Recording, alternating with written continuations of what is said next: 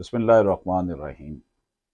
इब्तिदा है रब्बे जलील के बाबरकत नाम से, जो बड़ा मेहरबान और नहायत रहम करने वाला है। नाज़रीन इकराम, अशरफ आसमी एडवोकेट आपकी खिदमत में हाजिर है। नाज़रीन इकराम, बहुत जल्द हमने वाक़या बन जाना है, उसी तरह जिस तरह हमारे आबा उस्ताद वाक़या बन चुके हैं। हमने इस दुनिया से उस दुनिया की तरफ चला जाना है जहाँ फिर हमने हमेशा रहना है। इसलिए जितने भी लम्हात अल्लाह पाक ने हमें ज़िंदगी के दिए हैं, इस ज़िंदगी के इसको हमें चाहिए कि हम इस तरह जिए कि हम दूसरों के लिए फ़ायदा देने वाले बन जाए, हक का साथ साथ देने वाले बन जाए, सच्चाई का साथ देने वाले बन जाए। नाज़रीन, आज का टॉपिक जो है एज यूजुअल बहुत इंपॉर्टेंट है। Inherent powers of civil court. जो सिविल कोर्ट्स हैं जहाँ पे दावाजात होते हैं दायर, उनकी इनहेरेंट पावर कौन सी है, यानी कि उनकी जो पर्सनल पावर्स हैं उनके पास, उनकी विरासती पावर जो है उनके पास, या बिल्ट इन, जिसना नहीं कहते जी वो ये एक अंडरस्टूड है कि ये उनके इख्तियार में है कि कर दे ये काम। तो आज हम इसको देखेंगे, बड़ा अहम टॉपिक है स्टूडेंट्स ऑफ लॉ के लिए, वकला जो हैं उनके लिए।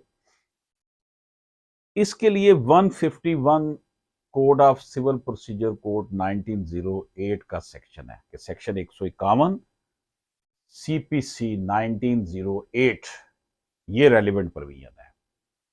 नाज़रीन Ikram, PLD 1987 Lahore high court 633 में ये नरेट किया गया है कि ये जो इनहेरेंट ज्यूरिस्डिक्शन का कॉन्सेप्ट है, जो ये बेसिकली लॉ ऑफ इंग्लैंड है, जहां पर कोई रिटन कॉन्स्टिट्यूशन नहीं है। There most of the jurisdiction which the courts exercise, including the supervisory jurisdiction of the High Court to issue writs, is inherent jurisdiction. वहां पर भी यही था कि कोर्ट जो है वो सुपरवाइजरी नेचर की जो है उनके पास अख्तियारात होते हैं, जो हाई कोर्ट के पास रिट इशू करने के लिए, और ये उनकी इनहेरेंट ज्यूरिस्डिक्शन है। उनको जो एस्टेब्लिश किस्म के इख्तियारात ऑलरेडी उनके पास हैं। नाज़रीन 2011 SMER 1813 में ये नरेट किया गया है कि the provision of section 151 CPC and 561 A CRPC are analogous, but section 151 CPC is wider and exercisable by every civil code. तो जो 151 CPC है, ये इसका जो स्कोप है बहुत ज़्यादा वसी है और इसको सिविल कोर्ट इस्तेमाल करती है इसके तहत अख्तियारात को। और जो 561 A CRPC है, ये क्रिमिनल में इस्तेमाल होता है। अगर क्रिमिनल प्रोसीडिंग के दौरान, लिटिगेशन के दौरान, क्रिमिनल केसेस की समाअत के दौरान अगर कोई शिक इस्तेमाल की जाती है, वो 561 सेक्शन जो है CRPC का, क्रिमिनल प्रोसीजर कोड का। यहां हम डिस्कस कर रहे हैं सिविल प्रोसीजर कोड का, और सिविल प्रोसीजर कोड का जो दायरा अख्तियार है, दायरा कार है, वो बहुत वसी है। Nazreen Ikram, PLD 2000 SC 820 supreme court of Pakistan की जजमेंट है। इसमें करार दिया गया है कि section 151 CPC will be attracted firstly where the case is not covered by the express provision of the code. अगर किसी कानून में कोई वाज़े तौर पर किसी मसले का हल नहीं बयान किया गया, तो फिर खासतौर पर कोड में प्रोसीजरल, ये प्रोसीजर में इस्तेमाल होना है। सिविल प्रोसीजर कोड में अगर कोई बात नहीं दी हुई, तरीकाकार नहीं बताया हुआ, तो वहां पर जो है वो अदालत के पास अख्तियारात होंगे कि वो अपनी फहम फरासत से सिंप्लीफाई करे प्रोसीजर को। तो ये कोड के अंदर इस्तेमाल होना है।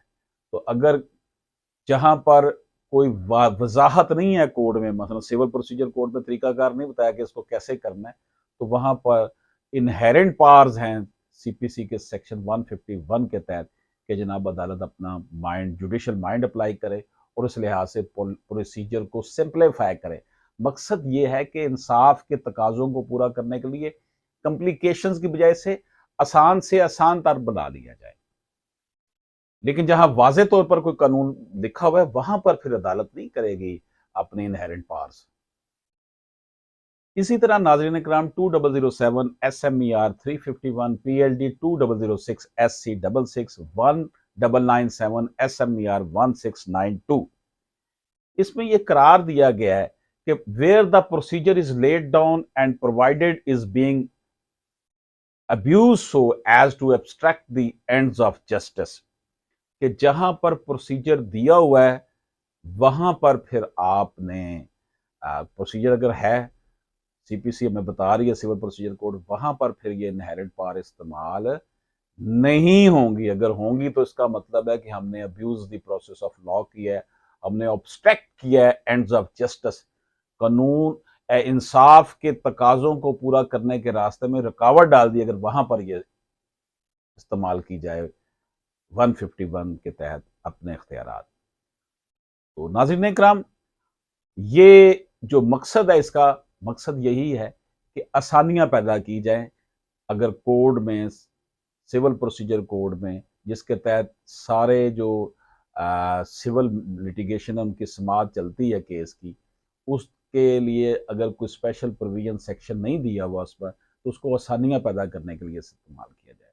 PLD 1971 SC 677 supreme court of Pakistan का यह फैसला है जिसमें कहा गया है the power is to make such orders are as are necessary for the ends of justice or to prevent abuse of the process of the court।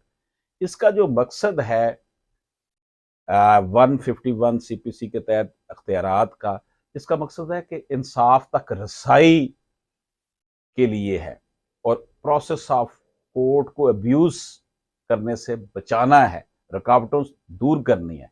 The words end of justice have reference to the purpose which by judicial process are intended to be secured, and justice necessarily means justice as administered by the courts and not justice in the abstract sense or justice administered by agencies other than the courts। इंसाफ का मतलब ये है कि इंसाफ वाकई इंसाफ हो और उससे वाकई बंदे को कुछ रिटर्न में मिले इंसाफ के तकाजों से, यानी कि वो सिर्फ ज़बानी कलामी ना हो, एब्स्ट्रैक्ट नहीं होना चाहिए, फिजिक यानी उसकी कोई आउटपुट भी होनी चाहिए। और ये इंसाफ कोई अदारा ना करे बल्कि कोर्ट करे। नाज़रीन इकराम, इस हवाले से आपके खिदमत में जजमेंट है PLD 1969 SC 65 PLD 2016 लाहौर 602। इसमें अंडरलाइंग प्रिंसिपल रिगार्डिंग 151 सीपीसी के हवाले से बताया गया कि the court ought not to act on the principle that every procedure is to be taken as prohibited unless it is expressly provided for. The court should proceed on the principle that every procedure which further administration of justice is permissible even if there is no express provision permitting the same।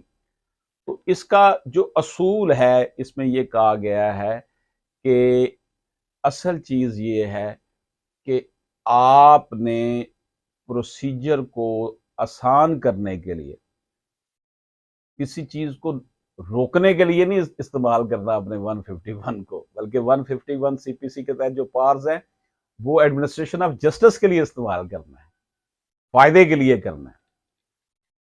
नाज़रीन इकराम, 1972 SMER 73 2009 YLR 2423 PLD 1987 Lahore 633 में यह narrate किया गया है कि court can exercise inherent powers under section 151 CPC where there is no express provision of law applicable to the case catering for the particular situation. कहां ये exercise होनी है इनहेरेंट पावर्स? उसमें पहली बात तो यह है कि ये वहां होगी जहां पर कोई कानून में बयान नहीं किया गया, सिविल प्रोसीजर कोड में बताया नहीं गया कि इसको किस तरह सॉल्व करना है इस मसले को, तो वहाँ पर ये इस्तेमाल आप कर सकते हैं।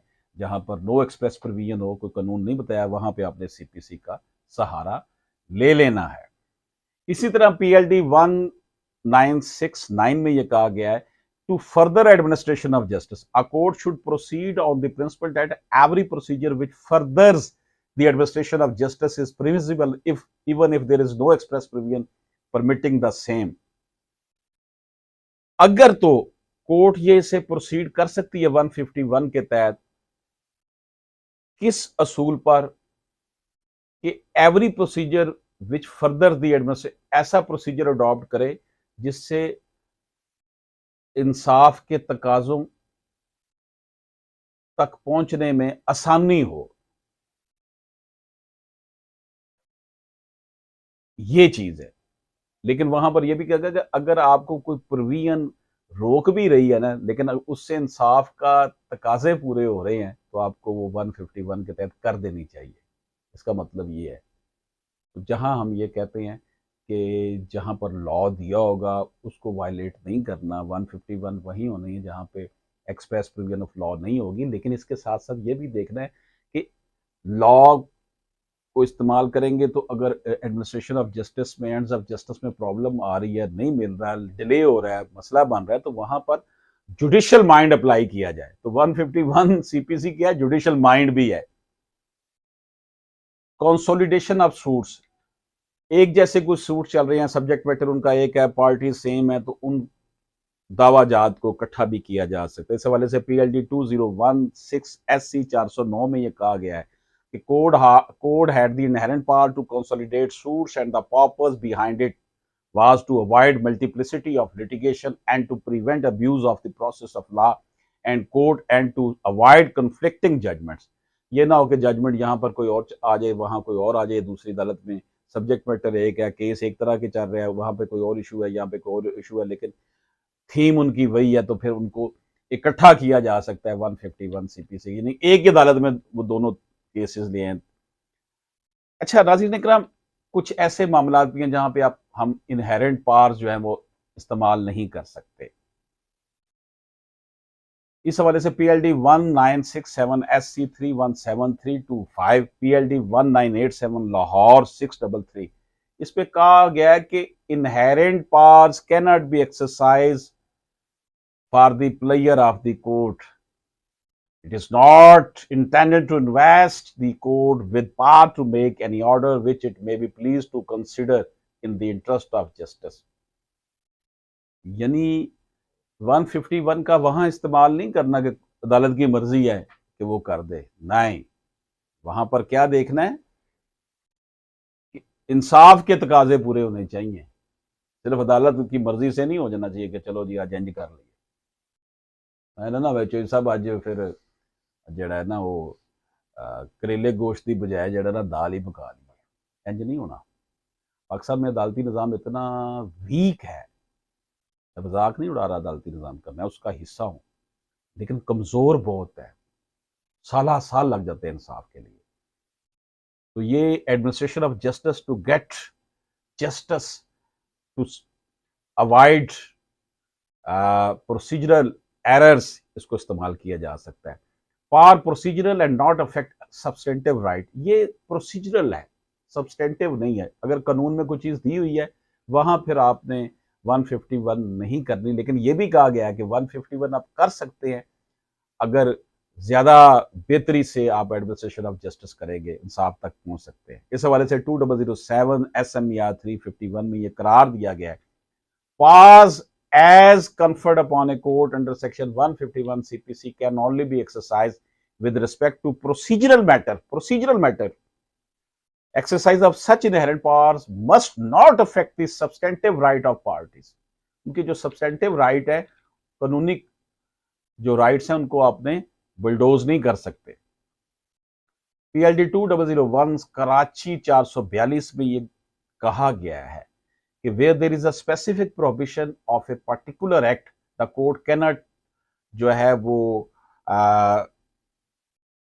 prevent the prohibition in the exercise of inherent powers।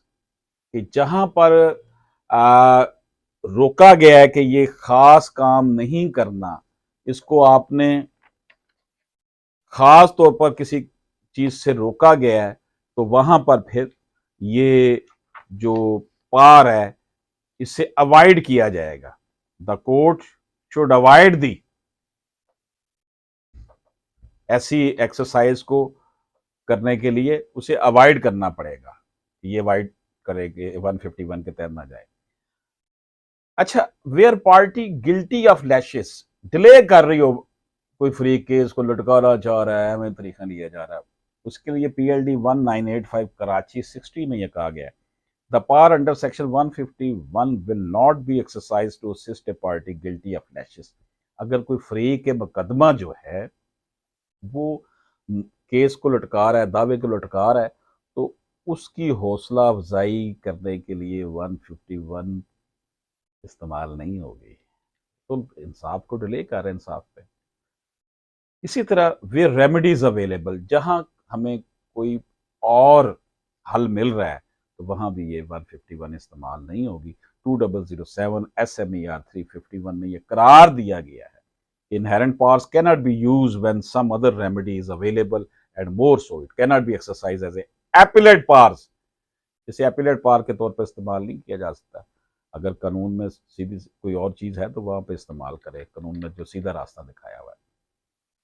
2007 SMER 351 में यह कहा गया है कि inherent powers as conferred upon a court under section 151 CPC applies only to the exercise of jurisdiction where some list is pending before the court and does not confer jurisdiction to entertain a matter which was not pending adjudication।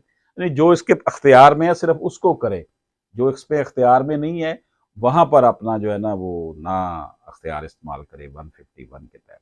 नाज़रीन इकराम, अगर हम limitation की बात करें 151 के साथ कि PLD 2016 SC 712 में ये कहा गया है कि limitation act 1908 did not contain any specific article which would prescribe the limitation period for the exercise of such inherent powers। Court की जो इनहेरेंट पावर्स है वहां पे कोई लिमिटेशन नहीं है, कोई सब टाइम लिमिटेशन नहीं है कि इतने अरसे में ये कर सकते हैं या नहीं कर सकते। तो नाज़रीन, आज हमने इनहेरेंट पावर्स ऑफ कोर्ट देखी, सिविल कोर्ट के जो अख्तियारात हैं, जो इनहेरेंट है उसके पास जो है वो जद्दी पुश्ती हैं, वरासती हैं, उसके मिरास में मिले हैं। ये इंग्लैंड लॉ से लिए गए हैं कि अगर आपके कोड में, सिविल प्रोसीजर कोड में कोई रास्ता नज़र नहीं आ रहा तो इंसाफ के तकाज़ों से महंग होने के लिए, अब जरूरी नहीं हर चीज़, हर एप्लीकेशन को जमा कराने का कोई ना कोई तरीका दिया हो, अगर कानून ने नहीं दिया हुआ तो आप फ़ौरन उसे 151 के तहत लिख के अदालत को कहेंगे कि ना मेहरबानी करें ये कर दें। इंसाफ के तकाज़ों को पूरा करने के लिए, डिले से बचने के लिए, लेकिन इसमें अब्यूज़ प्रोसेस ऑफ लॉ ना हो। जिस मामले में स्पेशल ख़ास तौर पर प्रोविजन ऑफ लॉ दी हुई है वहाँ भी 151 CPC के तहत अख्तियारात का इस्तेमाल नहीं होता। अशरफ आसमी एडवोकेट को इजाज़त दीजिए। अल्लाह हाफिज़।